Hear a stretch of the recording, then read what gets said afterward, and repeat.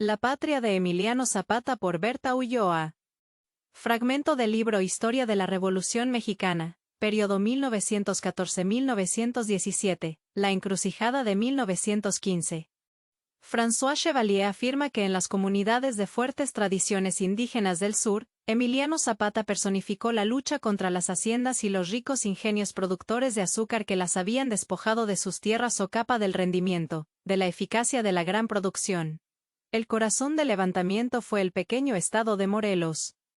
Después de la conquista española, el rico estado de Morelos conservó numerosas poblaciones indígenas densamente pobladas y las nuevas autoridades implantaron una economía típicamente capitalista que se circunscribió casi exclusivamente al monocultivo de caña y la producción azucarera, en manos de unos cuantos. Esta situación dio origen a un estado de tensión constante entre las comunidades indígenas y las haciendas, que además de apoderarse de las tierras comunales privaron a los indígenas de sus medios de subsistencia y los obligaron a trabajar como peones en las plantaciones cañeras. La situación de los antiguos pobladores de Morelos empeoró en el siglo XIX, pues además de que los pueblos perdieron el paternalismo de la corona de España, las leyes liberales de 1856-1857 les dividieron sus tierras comunales para formar parcelas, de las cuales muy pronto se apoderarían los ingenios azucareros. Paradójicamente, el gobierno imperial de Maximiliano pretendió devolver a las comunidades indígenas su personalidad legal, así como las aguas y los bosques que les habían sido arrebatados, cosas que no se llevaron a cabo por la brevedad de tal imperio. Finalmente, durante el Porfiriato la situación de los morelenses se agravó, ya que con las leyes de colonización de tierras baldías los ingenios azucareros recibieron nuevas armas jurídicas contra las comunidades y sus rutinarios, los cultivadores en pequeño. Los campesinos de Morelos no se resignaron a perder sus antiguas propiedades ni su independencia y reaccionaron violentamente, como muchos otros indígenas y campesinos lo habían venido haciendo desde el siglo XIX. Emiliano Zapata personificó la lucha de los pueblos y las comunidades contra las haciendas y los ingenios azucareros, y a principios de 1911 se unió a la revolución maderista atraído por el artículo 3 del Plan de San Luis Potosí. En este artículo se prometía la revisión de las resoluciones y de los fallos de los tribunales de la República y de los acuerdos de la Secretaría de Fomento, en vista de que durante el Porfiriato se había abusado de la ley de tierras baldías y los pueblos habían sido despojados de sus propiedades. Sin embargo, por traiciones y malos entendimientos que surgieron durante el interinato de Francisco León de la Barra, Zapata acabó rebelándose contra el presidente Francisco Madero con el Plan de Ayala de noviembre de 1911. Zapata tampoco reconoció al gobierno de Victoriano Huerta sin embargo, y aunque su movimiento fue independiente del constitucionalista que surgió en el norte del país, jefaturado por Venustiano Carranza, los dos movimientos llegaron a colaborar y a tener algunos contactos hasta que ambos jefes acabaron rechazándose mutuamente el 5 de septiembre de 1914. El rechazo casi fue simultáneo a la ruptura de Francisco Villa con el primer jefe que se produjo el día 23, y los zapatistas y los villistas se aliaron oficialmente el 26 de octubre, es decir cuando la Convención de Aguascalientes aceptó los principios del Plan de Ayala.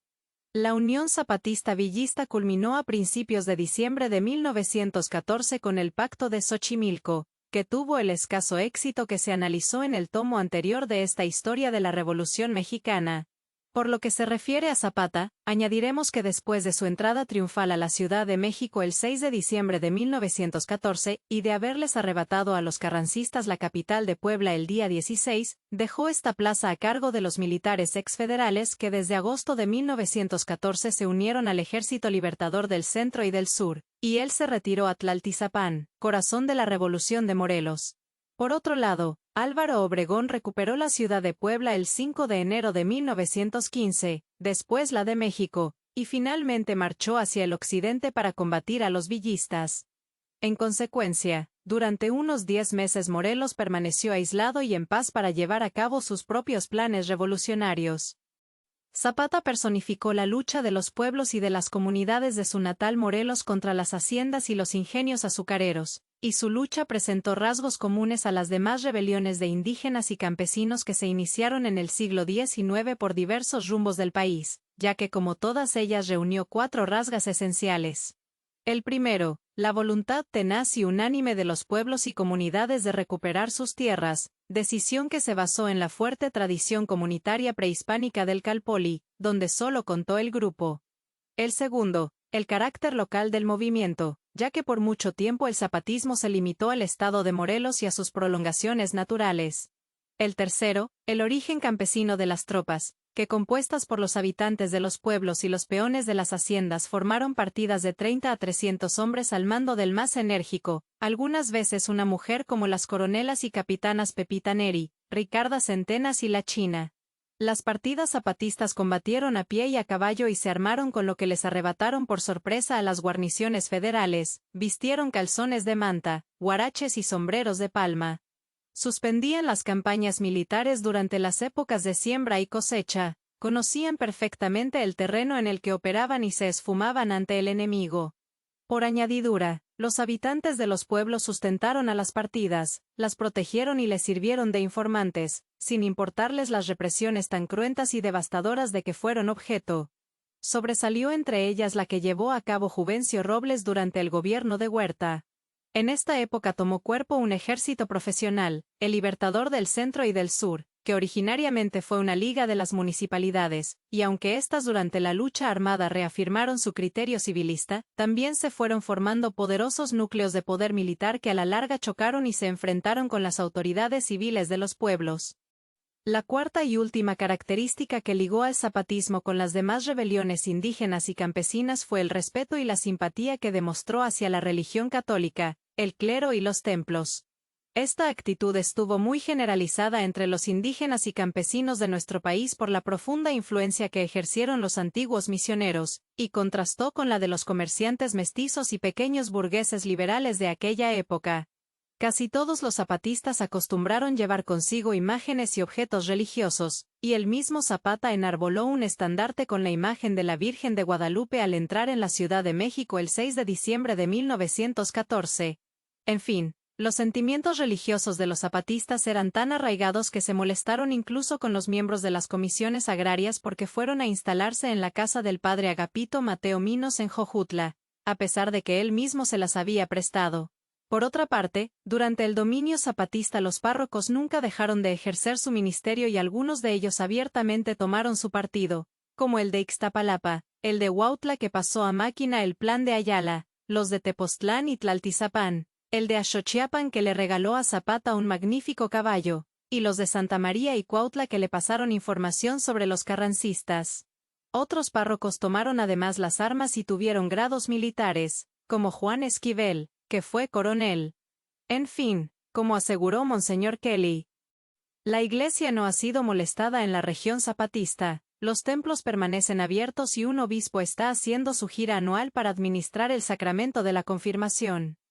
De todo lo expuesto no se puede concluir que Zapata fuera clerical y de hecho su actitud presentó contradicciones, porque si por una parte en el plan de Ayala aludió al apoyo de Dios para su revolución, por otra la mayoría de sus proclamas llevaron el lema de reforma, libertad, justicia y ley, o sea que mantuvo en primer plano la supresión de la propiedad territorial de la Iglesia y de su poder político, obra de las leyes de reforma de los años 1856 y 1857. Además, Zapata insistió en la vigencia de estas leyes, en el citado Plan de Ayala, al decir expresamente que una de las causas de su rebelión contra Madero era el profundo desacato al inmortal Código de 57, así como también, al referirse a la norma y ejemplo que se proponía seguir para expropiar las haciendas, las leyes puestas en vigor por el inmortal Juárez a los bienes eclesiásticos. Por último, el caudillo del sur siempre se apegó a la letra del Plan de Ayala y asumió poco a poco una actitud más radical, que puede calificarse de jacobina o socializante.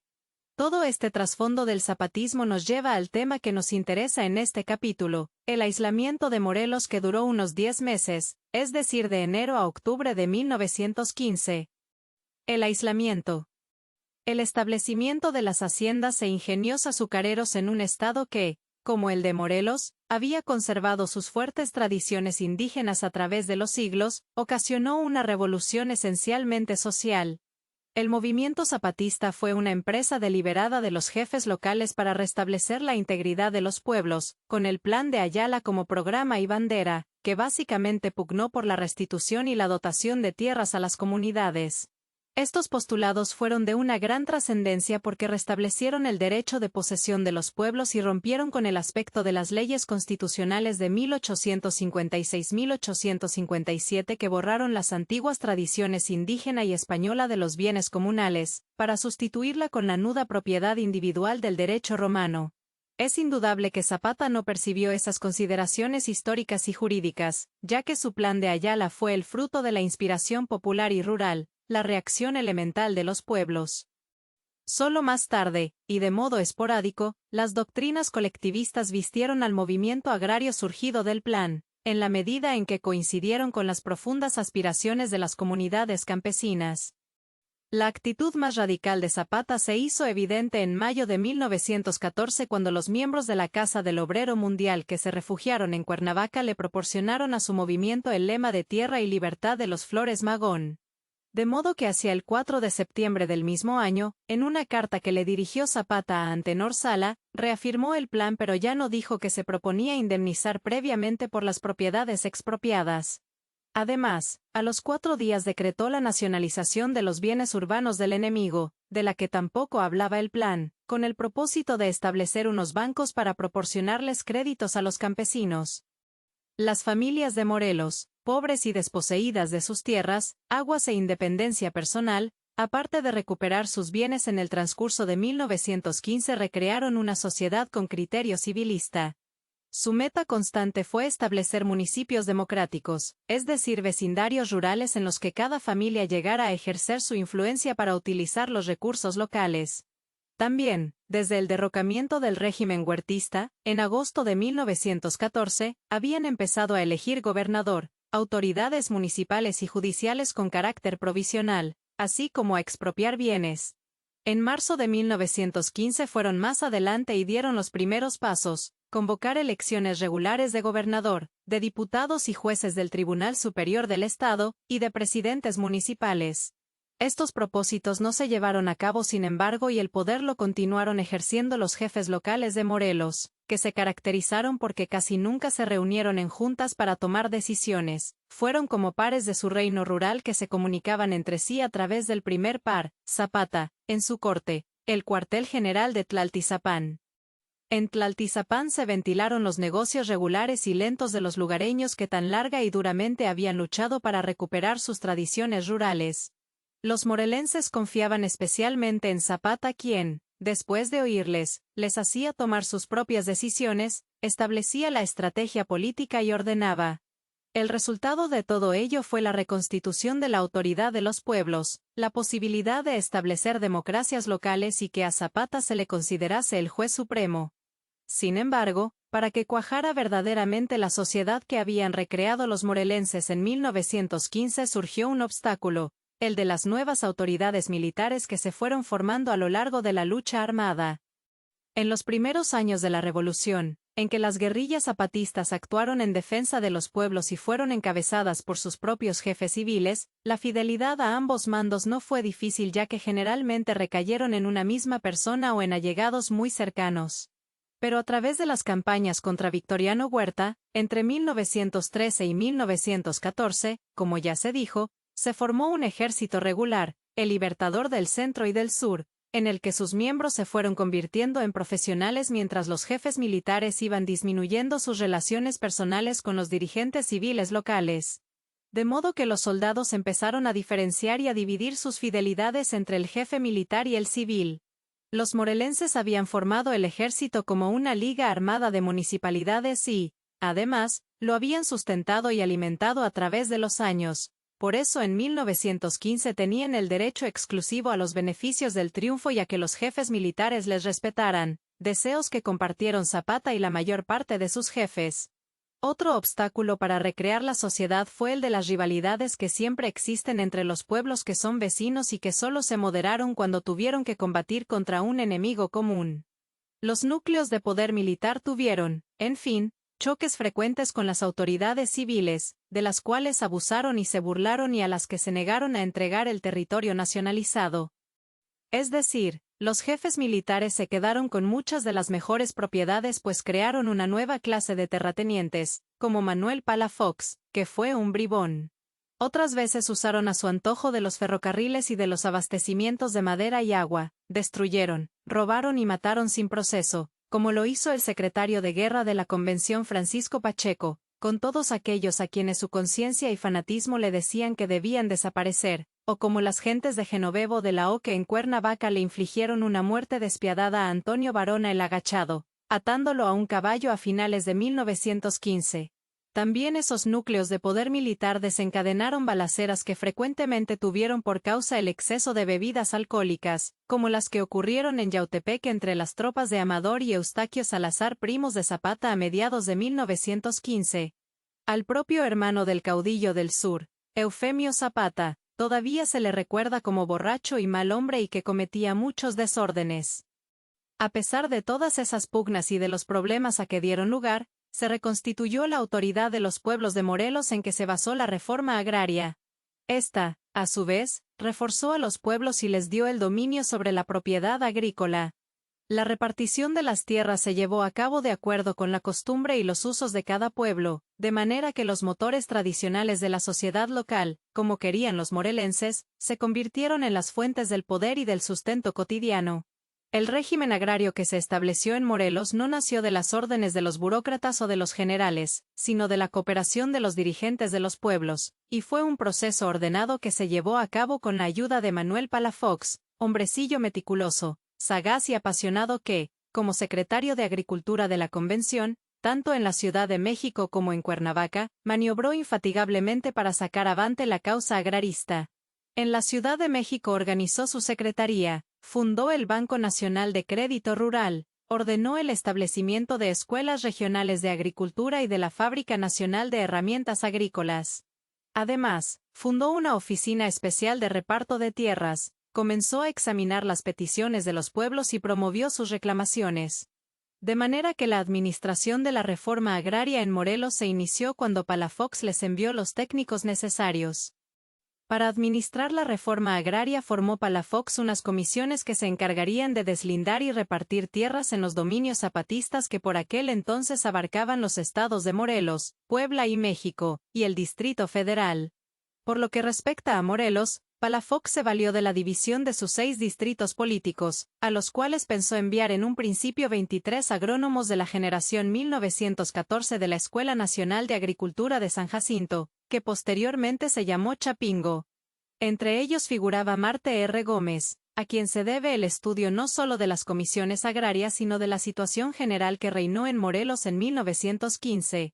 El número de integrantes de las comisiones agrarias se aumentó finalmente a más de 40, debido en gran parte a que mucha gente huyó a Cuernavaca a fines de enero de 1915 por el avance de las tropas carrancistas que mandaba Obregón. Las comisiones iniciaron sus labores en Morelos en febrero de 1915 y quedaron bajo la jefatura de Alfonso Cruz. Además, se contrató a otra treintena de ingenieros civiles y militares que se encontraban en Cuernavaca, por la causa ya apuntada del avance de los carrancistas hacia la Ciudad de México, para que se hicieran cargo de las oficinas de distrito de las comisiones agrarias. Entre esa treintena estuvieron Conrado e Ignacio Díaz Soto y Gama, hermanos de Antonio, el yucateco Felipe Carrillo Puerto y su ayudante Fidel Velázquez, que habría de convertirse más tarde en el secretario general eterno de la Confederación de Trabajadores de México, y 5 agrónomos más de otras generaciones de San Jacinto, anteriores a la de 1914. Cada una de las comisiones agrarias de los 6 distritos políticos de Morelos tuvo diferente número de integrantes, con excepción de Jonacatepec y Yautepec, que estuvieron formadas por 8 cada una,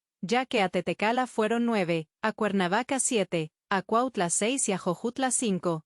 Todas ellas, y durante la primera mitad de 1915, hicieron renacer a la casi totalidad de los 100 pueblos de Morelos, puesto que levantaron sus planos topográficos, definieron sus límites y les asignaron la mayor parte de las tierras de cultivo, los bosques y las aguas del estado.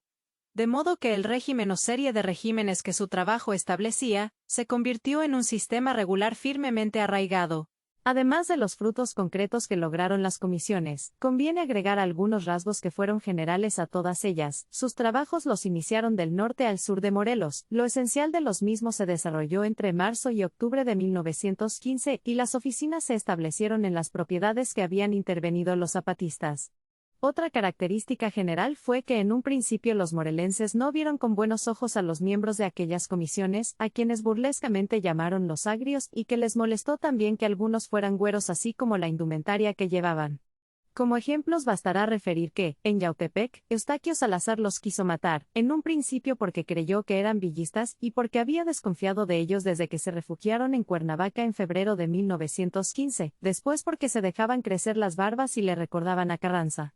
En Jojutla, el general zapatista Jesús Vázquez los molestó por celos. En Cuautla, el Cristo y otros lugareños se lanzaron contra Fidel Velázquez hasta despojarlo de su indumentaria de catrín, chaleco de fantasía y saco de terciopelo.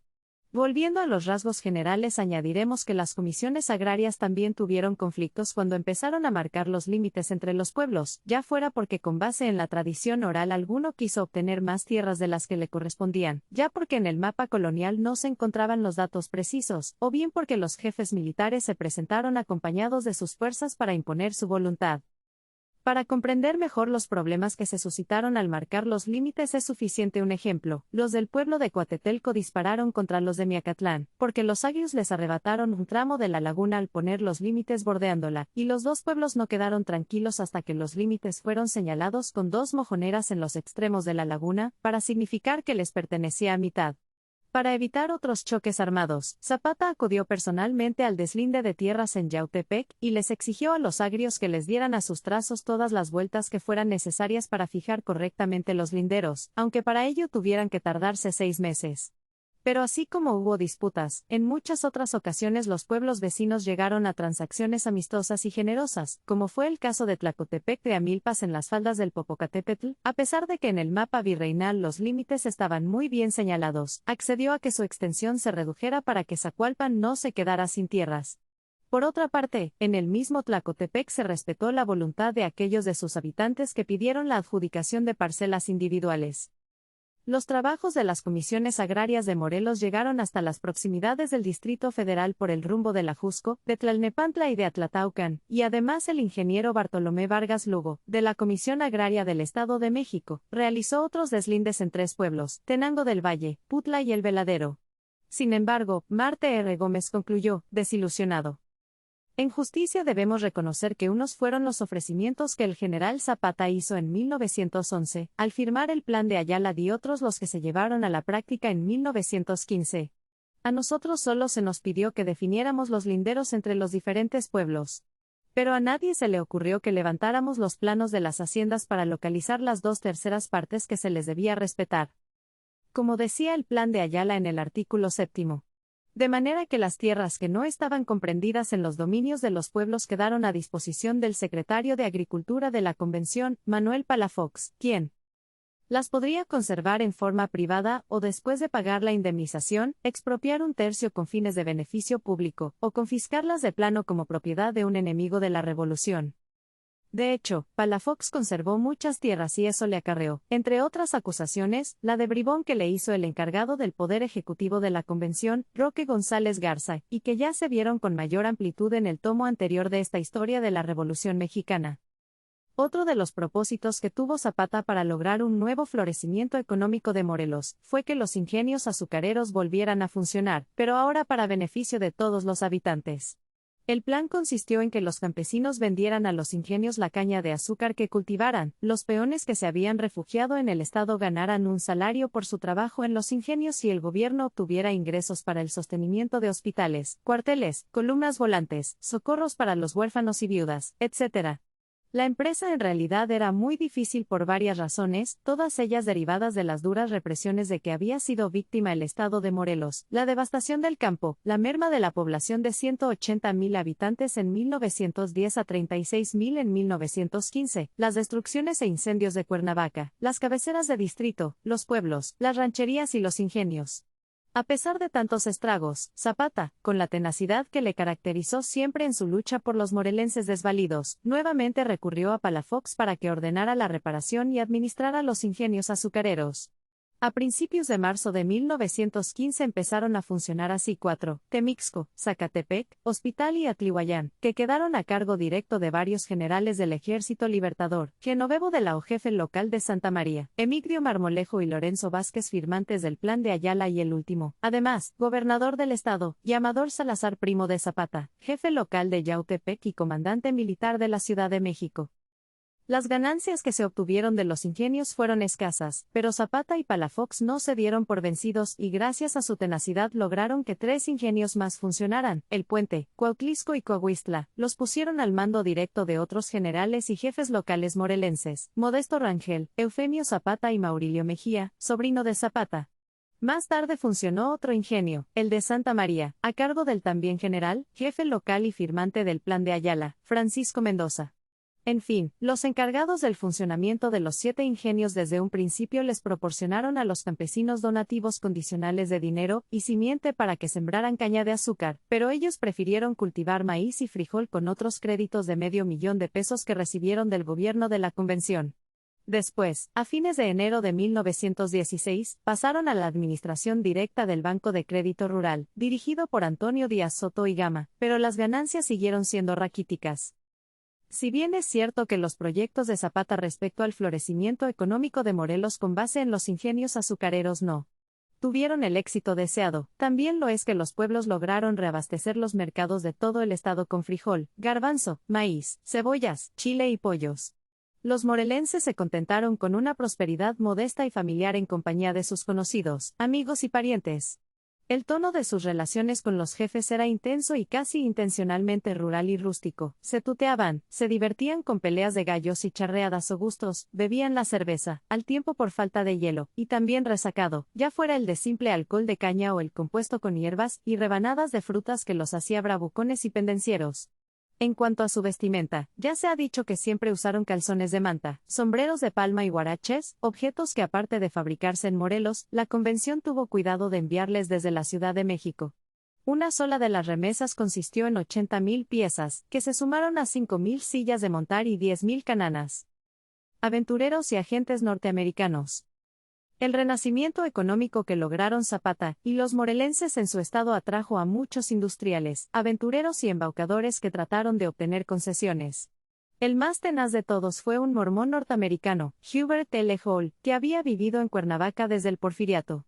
En un principio se había dedicado a la hotelería, después, a la compra-venta de tierras y en 1913 organizó una compañía fraccionadora y les ofreció acciones a los zapatistas.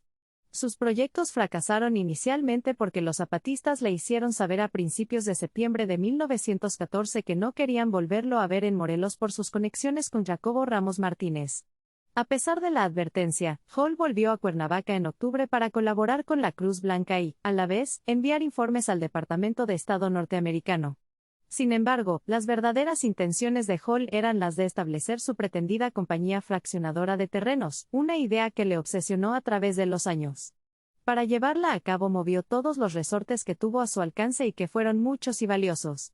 En primer término, trató de que Woodrow Wilson, o William J. Bryan, lo nombraran su agente especial cerca de Zapata. Es cierto que el presidente de los Estados Unidos aprobó que Hall fuera al territorio zapatista, pero jamás le concedió credenciales y el Departamento de Estado una y otra vez reiteró: no tiene representación oficial, no ha sido, ni es empleado del Departamento de Estado ni lo representa de ninguna manera. Lo más que logró Hall fue que Bryan le entregara una carta dirigida a quien corresponda, para que pudiera recibir y transmitir información de los zapatistas. Otro obstáculo en el camino que se había trazado Hall fueron los múltiples agentes especiales norteamericanos que se llegaron a encontrar en la Ciudad de México en diciembre de 1914, quienes lo acusaron de hostilizarlos a través de Manuel Palafox, su amigo íntimo, según ellos. Entre los principales cargos que le hicieron figuró el de haberlos delatado con Palafox por la protección que le habían dado a Eduardo Iturbide para que se fugara de México, y el de haberle inspirado al mismo Palafox los cargos de corrupción que les había achacado. Hall pudo sortear todos los obstáculos y, finalmente, el 7 de abril de 1915, le solicitó a Palafox una concesión a nombre de una empresa particular llamada Colonia Cooperativa del Ejército Libertador del Sur, presidida por Hall, y que ya contaba con 200 socios fundadores. Dichos socios eran jefes y secretarios zapatistas y aportarían 180,000 pesos. Hall acabó solicitándole a Palafox 30.000 hectáreas de tierras en el Valle de Cuernavaca, de las haciendas de Temixco, Ocuila, San Vicente y Atlacomulco para trabajarlas en colaboración con el gobierno, en vista de que era necesario construir obras de riego y establecer otras industrias complementarias en las que emplearían numerosos trabajadores. Además, la empresa entregaría una acción a cada trabajador, se comprometía a establecer escuelas agrícolas, estaciones experimentales, mercados, cooperativas, tiendas, almacenes y establos. Por último, añadía Hall, su empresa fundaría otras colonias afiliadas para 200 revolucionarios cada una y, si las tierras resultaban insuficientes, tomarían las faltantes de las haciendas o los pueblos contiguos sin perjudicar sus derechos. Malabarismo que no se preocupó de explicar. El secretario de la Colonia Cooperativa del Ejército Libertador del Sur fue Ignacio Díaz Soto y Gama, quien un mes antes de que Hall le presentara el proyecto a Palafox, o sea a principios de marzo de 1915, había publicado un volante en el que aseguraba que la empresa contaba con 70 socios fundadores. También The Mexican Herald del 25 de mayo de 1915 informó que el secretario de Agricultura de la Convención, Manuel Palafox, había concedido a un extranjero, llamado Hall, las tierras que le había solicitado. Finalmente se derrumbó la concesión junto con el gobierno de la Convención, pero Hall continuó insistiendo en sus proyectos ante el propio Zapata, ahora con base en el artículo 17 de la Ley Agraria del 26 de octubre de 1915 y hasta llegó a decir el 11 de diciembre del mismo año que su proyecto ya estaba tomando forma. Pero la ofensiva militar que efectuó Pablo González en el estado de Morelos en diciembre de 1915 hizo huir a Hall de Cuernavaca en la primavera de 1916. Acabó embarcándose en Veracruz a finales de agosto con la ayuda económica que le envió el secretario de Estado Bryan para que regresara a los Estados Unidos. Aparte de Hall, otros norteamericanos y con interés diferente se presentaron en Morelos. Su interés era servir de intermediarios entre Zapata y el gobierno de los Estados Unidos, como el caso de Charles Jenkinson, empleado del Departamento de Estado y, a la vez, director de la División del Atlántico de la Cruz Roja Americana, institución que Woodrow Wilson presidió ex oficio y que, según su agente especial en 1914, Paul Fuller, era vehículo de maniobras políticas en México. Jenkinson estuvo por primera vez en Morelos en diciembre de 1913 para distribuir medicinas y provisiones y Zapata quedó tan satisfecho de su labor que además de darle un testimonio por su generosidad y la del gran pueblo norteamericano, se valió de su conducto para enviarle un mensaje al gran presidente de los Estados Unidos Woodrow Wilson para saber si le sería grato recibir una comisión que yo designara para explicarle extensamente la razón por la que me comprometí en la lucha. A pesar de lo bien que se habían iniciado las relaciones entre Zapata y Jenkinson, en la segunda y última entrevista que ambos tuvieron en Yautepec el 23 de agosto de 1914, el caudillo del sur le reclamó que no hubiera tenido ninguna respuesta de Wilson y le entregó otra carta para el presidente norteamericano. En esta le explicó las causas y los propósitos de su revolución, así como el temor de que Carranza, ligado como los Madero a los grandes terratenientes, se constituyera en dictador y provocara otra guerra. El pueblo, añadía Zapata, se sentía desamparado y necesitaba urgentemente que entrara en vigor el Plan de Ayala. La segunda carta tampoco tuvo respuesta de Wilson y por otra parte, les hizo saber el 22 de octubre de 1914 a todas las facciones revolucionarias de México que no recibiría a sus comisionados. Las semanas siguientes fueron de gran agitación. Los constitucionalistas se dividieron definitivamente en Aguascalientes. El puerto de Veracruz fue desocupado por los norteamericanos y Wilson, que no podía estarse quieto, envió al abogado tejano Duval West como a otro de sus agentes especiales para que se enterara personalmente de la situación que reinaba en nuestro país, con la intención de volverse a inmiscuir en la casa ajena. West vino a México con la autorización expresa del presidente para escuchar sugerencias y discutirlas, y empezó su visita por el territorio villista, luego se pasó al de los carrancistas en Veracruz y después al de los convencionistas de la Ciudad de México. Cuando se disponía a partir rumbo al cuartel general de Tlaltizapán, los zapatistas le comunicaron que su jefe estaba ofendido porque Wilson jamás había contestado sus cartas ni había vuelto a tener noticias de Jenkinson. Las dos cosas eran ciertas, pero el presidente de los Estados Unidos estaba para entonces muy interesado en el éxito de la misión de West, por lo que le mandó decir a Zapata rápidamente que su carta del 23 de agosto le había permitido comprender los propósitos que intentaba de un modo nuevo y satisfactorio y se formó un nuevo juicio sobre la revolución. La falta de respuesta, agregó Wilson, se había debido a que mis instrucciones se malinterpretaron. Con esta explicación tan baladí y extemporánea, Alfredo Serratos y Rafael Cal y Mayor se dieron por satisfechos y condujeron a West a Tlaltizapán el 16 de abril de 1915, llevando además a Arnold Shanklin como intérprete. Al llegar al cuartel general, lo primero que les llamó la atención a los dos norteamericanos fue que Zapata no se descubriera durante la entrevista, cosa que atribuyeron a haber deseado demostrarle su superioridad a los extranjeros así como a impresionar con este hecho a sus propios seguidores. Enseguida se fijó West en que el caudillo del sur era de trato más fácil que Carranza, en que era amable, ingenuo y rústico, y en que sus correligionarios lo veían como salvador y padre. Sin embargo, para el agente norteamericano, el mundo de Zapata se circunscribía exclusivamente a la tierra, el aire y las montañas de Morelos. Lo más destacado de la entrevista, desde el punto de vista internacional, había sido la insistencia del suriano en el tema que le había tratado a Wilson en sus dos cartas anteriores, es decir, en el envío de unas 5 personas a Washington para que le explicaran las finalidades de su revolución y, con ello, obtener el reconocimiento diplomático. West accedió a la primera petición de Zapata, la relativa al envío de sus representantes, pero cuando volvió de Tlaltizapán a México recibió instrucciones de Washington de que la rectificara. West se había excedido en sus funciones y las altas autoridades norteamericanas solo se mostraban dispuestas a recibir extraoficialmente a los representantes zapatistas para oír cualquier mensaje o sugerencia. Bajo estas condiciones, el 27 de abril, la Convención y no Zapata, designó a 8 delegados, entre ellos a Roque González Garza, que no pudieron salir hacia los Estados Unidos porque las comunicaciones ferroviarias quedaron interrumpidas a causa de las derrotas que sufrió Francisco Villa por el Bajío. Finalmente, el único de los designados que pudo partir de las proximidades de la Ciudad de México fue González Garza, valiéndose de la incursión de Rodolfo Fierro que le llevó al territorio villista, de donde se trasladaría posteriormente a los Estados Unidos.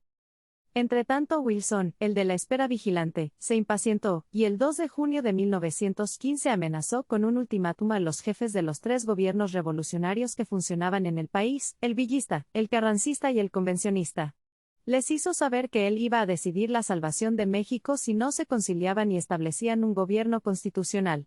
Los gobiernos revolucionarios aceptaron la intromisión extranjera, con excepción del de Carranza y, por este rechazo, Wilson se encontró en un callejón sin salida, pues ante el mundo se había comprometido a imponer su propia solución a los problemas mexicanos. En vista de ello recurrió de nuevo a unas conferencias panamericanas, integradas por el ABC Argentina, Brasil y Chile, para volverse a mezclar en nuestros asuntos internos como lo había intentado ya a mediados de 1914 en Niagara Falls, pero ahora el ABC se aumentó con los mediadores de otros 3 países, Guatemala, Bolivia y Uruguay. El representante de los intereses norteamericanos en la Ciudad de México, Charles B. Parker, se encargó de transmitir el 11 de agosto de 1915 la invitación del ABC a los convencionistas de Cuernavaca y de Toluca. Zapata y Palafox contestaron desde Morelos que se sujetaban a la decisión que tomara el gobierno de la convención que residía en Toluca y a través del encargado del Poder Ejecutivo, Francisco Lagos Cházaro y de su secretario de Relaciones Exteriores, Ignacio Borrego, aseguró que deseaba la unificación de todos los revolucionarios, apoyó la idea de que se llevaran a cabo las conferencias y estimuló a los organizadores a que procedieran. Sin embargo, la designación final de los representantes del gobierno convencionista a las conferencias corrió a cargo de Francisco Villa, quien nombró como delegados a Roque González Garza, Miguel Díaz Lombardo, Enrique Centésimo,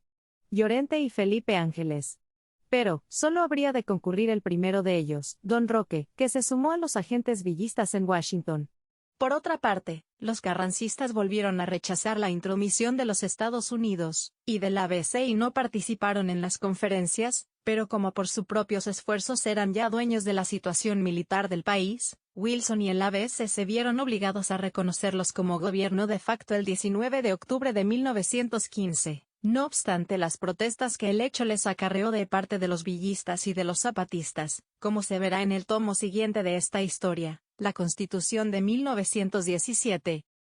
Por lo que se refiere a otro género de protestas, las que presentaron los extranjeros por los daños que sufrieron desde noviembre de 1914 en los territorios zapatistas de Puebla, Tlaxcala y México, fueron las normales en un país en guerra, pero los extranjeros las exageraron desmedidamente como suele suceder también y, como siempre, el gobierno de los Estados Unidos asumió la defensa de todos ellos. Unos se quejaron por el incendio de 16 fábricas de hilados en los estados de Puebla y de México, que significaron la pérdida de 45 millones de pesos y la ejecución de varios empleados españoles. A finales de diciembre las fábricas dañadas ascendieron a 40 y Zapata les confiscó además otra.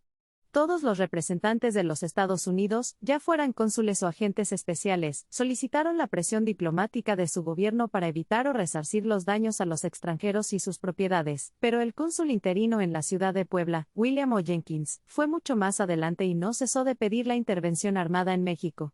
Su campaña contra nuestro país la inició en diciembre de 1914 y la arrastró a través de los años hasta 1919, año en el que estuvo a punto de conseguirla con su autosecuestro. La primera nota de Jenkins abarcó 6 páginas y en ellas relató atentados, incendios, robos, confiscaciones, etc., de los comercios e industrias en el estado de Puebla que estaban en manos de españoles, franceses e ingleses y concluyó: la opinión general es que la situación ha llegado a tal extremo, que no tiene solución sino mediante el recurso de medidas extremas, o sea, la intervención activa.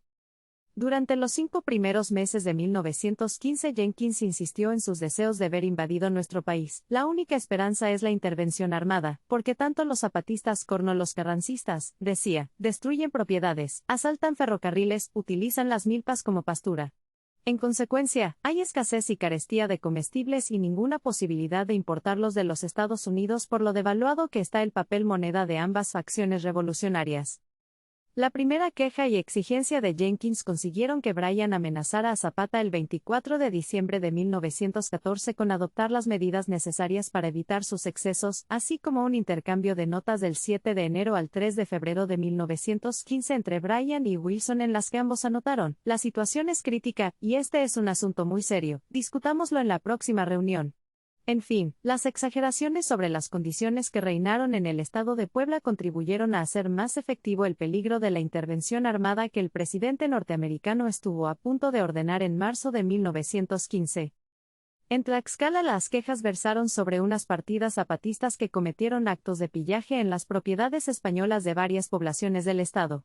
Específicamente protestaron porque en la capital sufrieron daños las fábricas de Telas Cobos y compañía y las de Anselmo Lapuente y Manuel de la Concha. En Panzacola fueron asaltadas las de la Úbeda e hijos de Leopoldo Gavito, la Tlaxcalteca, El Valor y San Manuel. En el Estado de México, otras partidas zapatistas a mediados de febrero de 1915 saquearon el comercio de las 3B de Toluca y la casa habitación del italiano Francisco Mota en El Oro. Este calculó los daños en 26,000 pesos.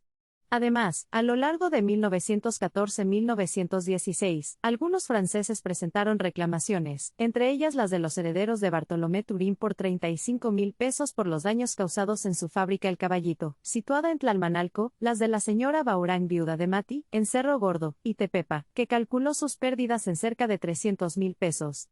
En el estado de Veracruz, los zapatistas se llevaron valores por 43,000 pesos oro nacional en mercancías, ganado, muebles, etc., de los italianos Alfonso y Leopoldo Martello. Todos esos daños, como ya se dijo, fueron ocasionados porque se trató de zonas de combate, y a veces dieron ocasión a algunos excesos.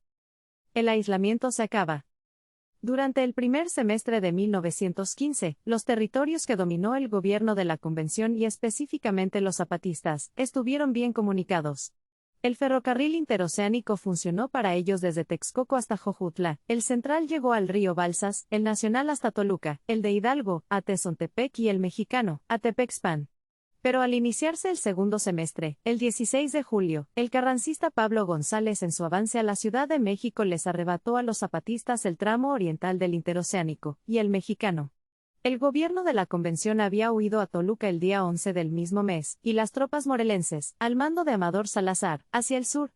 Sin embargo, durante el resto del mes, carrancistas y zapatistas todavía entraron y salieron de la capital, y Zapata personalmente dirigió un ataque de 6,000 hombres por el noroeste aunque luego regresó a Tlaltizapán. Por último, Pablo González ocupó definitivamente la Ciudad de México el 2 de agosto. En cuanto a los zapatistas al mando directo del caudillo del sur, entre septiembre y octubre de 1915 lanzaron nuevos ataques a la ciudad, se apoderaron de la planta de energía eléctrica de Necaxa e incursionaron desde el estado de Hidalgo hasta el de Oaxaca, pero como su reacción militar había sido tardía no lograron conquistar territorios ni prestigio, ni desmoralizaron al gobierno carrancista. Por eso volvió Zapata a circunscribirse a su patria, el estado de Morelos, y a apretar sus recursos defensivos, bien trasladando la fábrica de municiones que tenía en Atlihuayantla Altizapán, transfiriendo la administración de los ingenios azucareros de los generales al Banco de Crédito Rural, o bien prohibiendo toda clase de comercio con las tropas carrancistas. Las tres medidas de octubre de 1915 también fueron tardías, porque para entonces los carrancistas eran ya dueños de la situación militar, y varios de los jefes locales zapatistas de los estados de Puebla y de México habían empezado a amnistiarse. Además, en el propio Morelos surgieron tensiones políticas, similares a las de mediados de 1914. Las de octubre de 1915 acabaron por ocasionar el retiro de Zapata de la política grave e importante de Morelos. Por otra parte, los secretarios zapatistas, específicamente Manuel Palafox y Antonio Díaz Soto y Gama, se hicieron más intransigentes y el 26 de octubre lanzaron un manifiesto a la nación y la ley agraria.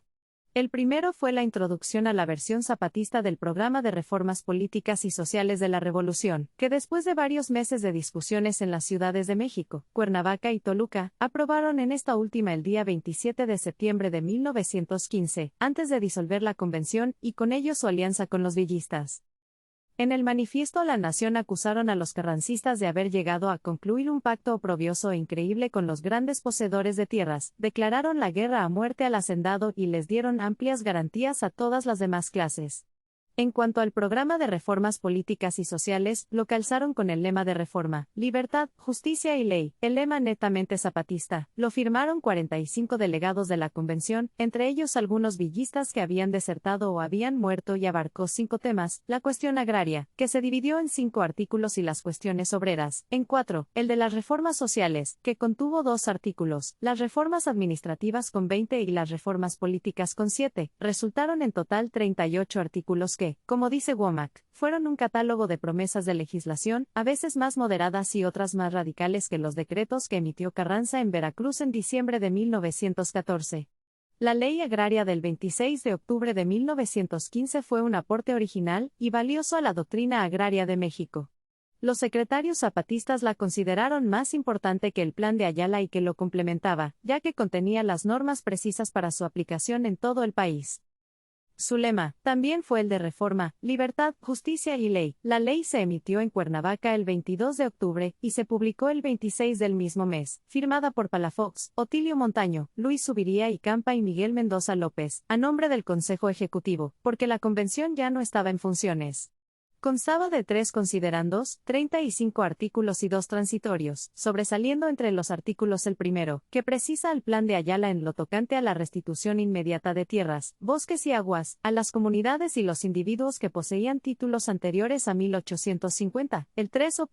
donde se reconoce la personalidad jurídica, y por lo tanto el derecho de posesión de los pueblos, rancherías y comunidades, anulando las leyes liberales de 1856-1857, el cuarto y el quinto, que constituyen un antecedente de la legislación actual que establece la superficie máxima que se puede poseer conforme al clima y la clase de tierras y prevé la expropiación mediante indemnización, y no previa indemnización como en el Plan de Ayala. El artículo 26, que complementa la legislación anterior al prohibir la enajenación a perpetuidad de las tierras a las comunidades y a los individuos, ya que si no las cultivaban se entregarían a otros. El 28, donde se establece el sistema de cooperativas para las propiedades y los individuos que se quieran agrupar. El 19 y el 32, en los que se decreta que los bosques y las aguas pertenecen a la nación. El 34, donde se dice que el secretario de Agricultura tiene a su cargo la reglamentación y el uso de las aguas. Y el 11, según el cual los aparceros y arrendatarios recibirán en propiedad las tierras que cultiven.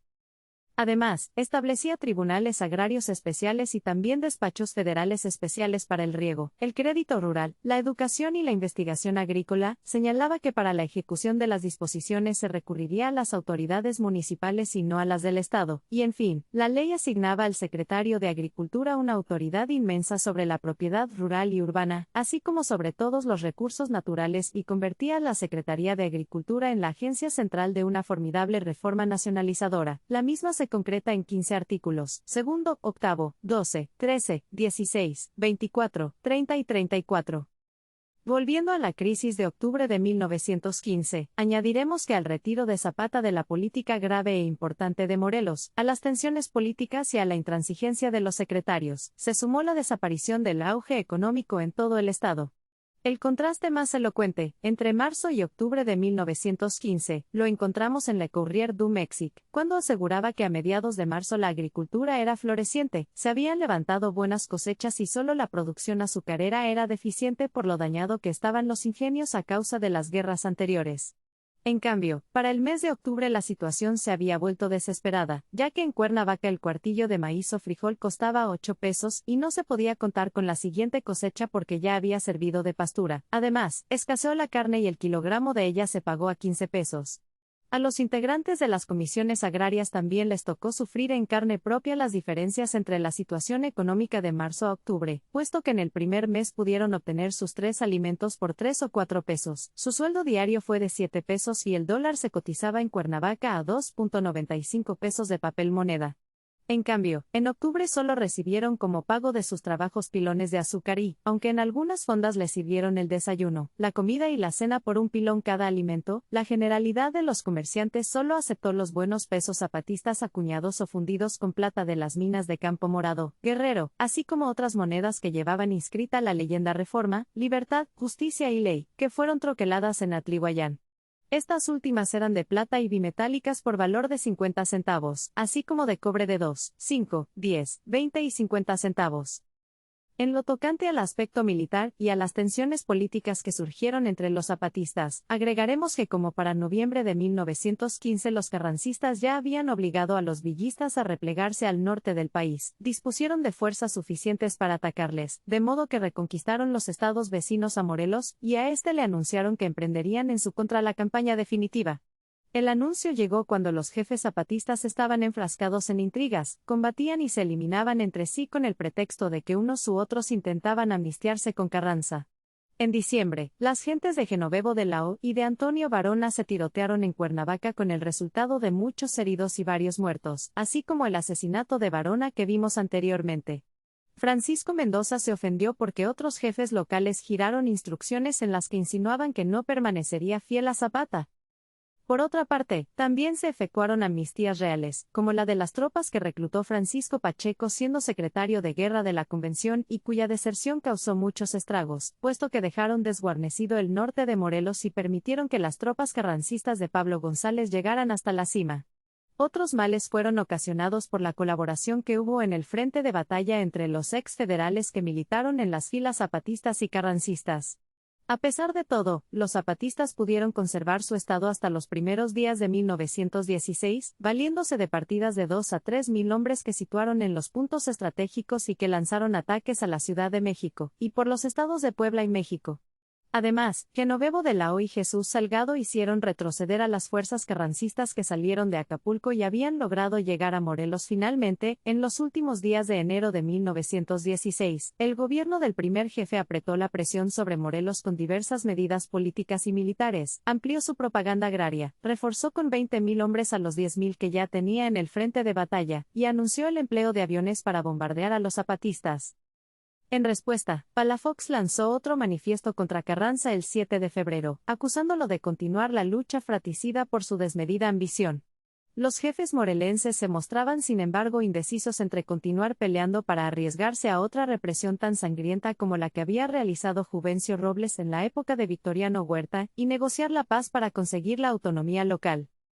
El dilema hizo crisis en el frente militar al noroeste de Morelos que estaba a cargo de Francisco Pacheco y debía impedir el avance de Pablo González. Los dos contrincantes trataron de llegar a un acuerdo mediante una correspondencia secreta que autorizó Zapata el 20 de febrero y que a punto cierto no se sabe si fue con el fin de tratar de sobornar a González o si perseguía la amnistía de Pacheco, pero las cartas fueron descubiertas por De la O, rival de Pacheco por viejas disputas entre sus respectivos pueblos de Santa María y Huitzilac, que se fueron ahondando después con mutuas desconfianzas y envidias, a las que se sumaron las intrigas de Valentín Reyes, ayudante de Genovevo de la O, que pretendía desplazar a Pacheco, y que concluyeron en acusaciones de unos y otros ante Zapata. Aunque en virtud de la citada correspondencia entre Pacheco y González se suspendieron temporalmente las hostilidades, no llegaron a ningún acuerdo, pero inexplicable y repentinamente Pacheco sintió una iluminación divina, se quejó con Zapata de que sus soldados recibían poca paga y el 13 de marzo evacuó Huitzilac, que era su cuartel general. Con ello les abrió paso a las fuerzas de Pablo González hasta Cuernavaca. Todavía a finales de febrero seguía quejándose Pacheco con Zapata de que era víctima de la hostilidad de Genovevo de la O y de Reyes, pero a la vez trató de capturar Jojutla y a los zapatistas de la convención que habían huido de Cuernavaca, ante el avance de Pablo González. Al final de cuentas, una patrulla de Genovevo de la O aprendió y fusiló a Pacheco en Miacatlán. A la pérdida de este elemento militar se sumó la de Amador Salazar, pero a causa de una bala perdida en un combate contra los carrancistas que tuvo lugar en Yautepec el 16 de abril de 1916. Desde finales del mes anterior, los jefes locales de Morelos ya no dudaron ni se engañaron más, su estado estaba a punto de volver a convertirse en campo de batalla y organizaron la evacuación militar y civil, pero no sin que antes la fracción zapatista de los convencionistas tomara dos medidas políticas en Jojutla. El 18 de abril volvieron a publicar el Manifiesto a la Nación como preámbulo del programa de reformas políticas y sociales de la Revolución, y el 16 de mayo disolvieron la fracción zapatista de la convención. Además, el propio caudillo del sur se trasladó a Cuernavaca para dirigir la resistencia militar contra Pablo González, que desde el 27 de abril había establecido su cuartel general en Tres Marías. A los 2 días se lanzó sobre Cuernavaca y la tomó el 2 de mayo, pero no pudo capturar a Zapata. La toma de Cuernavaca significó la ejecución de más de 250 prisioneros. La campaña siguió por todo el estado con bombardeos desde el aire y los morelenses se aglomeraron en Tehuistla y Jojutla con el propósito de huir hacia Guerrero o a las montañas, cosa que algunos lograron. Más de 1000 personas, combatientes o no, fueron sin embargo capturadas y conducidas a la Ciudad de México con la intención de deportarlas a Yucatán. Finalmente, a mediados de junio de 1916 se apoderaron los carrancistas del corazón de la Revolución de Morelos, Tlaltizapán, recogieron un enorme botín y ejecutaron a cerca de 300 prisioneros, aunque Zapata se les escapó una vez más y, con el apoyo constante de los morelenses, mantuvo en pie su lucha tenaz e infatigable en favor de los desheredados y en contra del gobierno carrancista.